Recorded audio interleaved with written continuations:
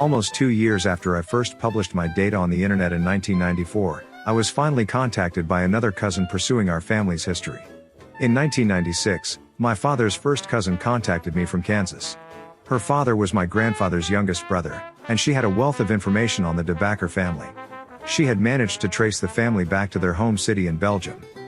Within a few months after being contacted by my dad's cousin, that is to say, my first cousin once removed, messages from cousins both near and distant began appearing in my email, with each email exchange supplying new pieces to my family history puzzle.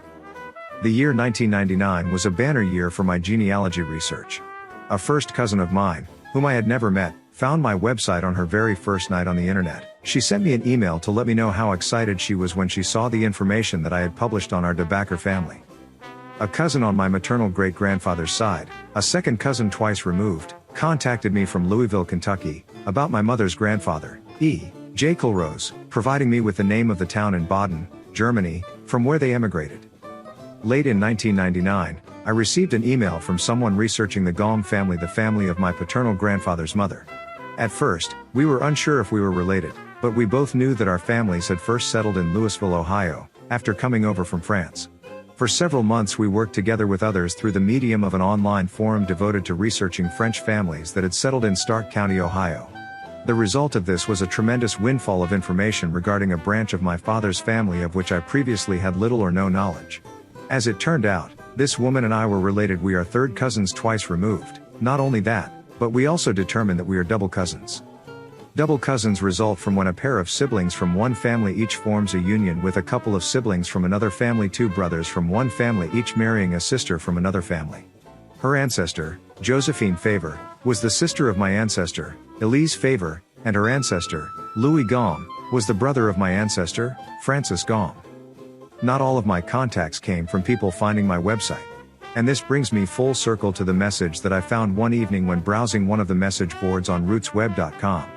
Because it was so unique. I will repeat the message that I found on the web. Looking for the descendants of James Monroe Dobbs, 1902 to 1956. Daughters by the first wife were Joe Carlin and Pat De Backer. James' second wife was Helen Winnie, and they were married in Fort Worth in 1937. James Monroe Dobbs' mother was Helen Spiegel. Would also like to know when and where she died. Any help is appreciated. Thanks. Shelley. After I responded to this message from Shelley, I received a tremendous windfall of information regarding the two main branches of my maternal grandfather. The first branch that I explored was that of the Prothero family. This was a family name that neither my mother nor I had heard of before. I thought it was most ironic that our last ancestor to bear the Prothero name died the day before my mother was born. This was my mother's great-grandmother, Martha Josephine Prothero. Martha, or Mattie as she was known, was the grandmother of my grandfather Jimmy Dobbs, and she was a descendant of Welsh immigrants who settled in South Carolina in the mid-1700s. It blew my mind when I first learned that I could identify by name actual Southern ancestors, and in my excitement, I jumped feet first into a world of controversial family legends.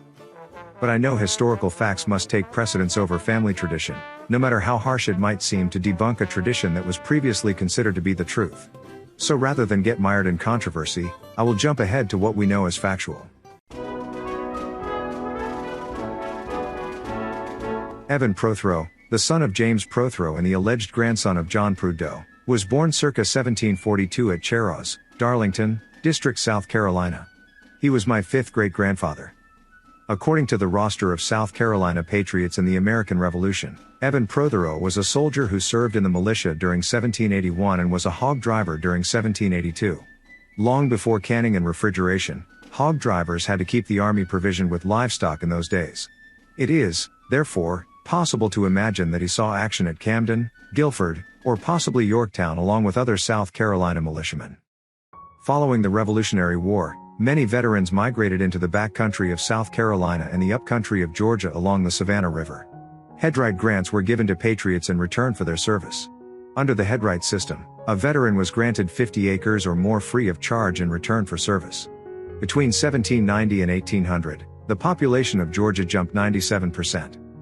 A land grant system had existed in South Carolina since the 1600s, and the state continued to grant land after the Revolution by passing an act in 1784. Vacant land could be bought from the state for $10 per 100 acres. The fee was dropped in 1791. This measure, including the repeal of the limits, fueled land speculation in the state.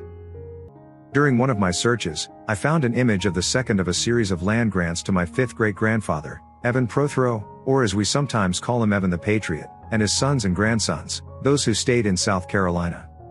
This surveyor's plat describes a grant of 640 acres of land from South Carolina to Evan Prothero. It tells that the land is situated in the district of Cheroz on the banks of Jeffreys Creek. The date of this record is January 6, 1787. I found, in the index, an earlier plat dated August 14, 1786. This first land grant was for 640 acres on Boggy Swamp in the Cheraw district. The records show that in 1791, Evan Prothero was granted 163 acres on Jacks Bay in the Cheraw district.